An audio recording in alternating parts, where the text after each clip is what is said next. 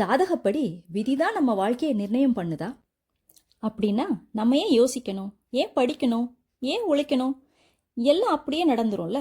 ஆனால் நிஜ வாழ்க்கையில் என்ன நடக்குது? ஒரே நாளில் ஒரே ஊரில் சில நிமிட வித்தியாசத்தில் பிறந்த ரெண்டு பேருக்கும் வாழ்க்கை ஒரே மாதிரி தான் இருக்கா? ஒருத்தர் கோடீஸ்வரர் ஆகுறாரு, இன்னொருத்தர் சாதாரண வாழ்க்கை வாழுறாரு. ஏன் இதுக்கெல்லாம் ஜாதகம் தான் காரணமா, இல்லை மனிதனோட மதி தான் காரணமா? இன்னைக்கு நம்ம பேச போற விஷயம் விதி வெர்சஸ் மதி இல்லை, விதியும் மதியும் சேர்ந்து நம்மளோட வாழ்க்கையை எப்படி உருவாக்குது அப்படின்றது தான். விதினா என்ன?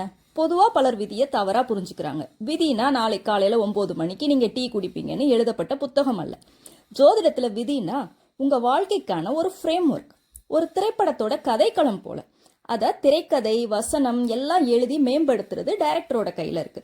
சூழ்நிலைகள் ஒரே மாதிரி இருந்தாலும் அதுல யாரு அதிக முயற்சி போடுறாங்க, யாரு அந்த சூழ்நிலையை பார்த்து பயந்து பின்வாங்குறாங்க, இதுலதான் இருக்கு நம்ம வாழ்க்கையோட சுவாரஸ்யம். இதுக்கு ஒரு சின்ன உதாரணத்தை பார்க்கலாம்.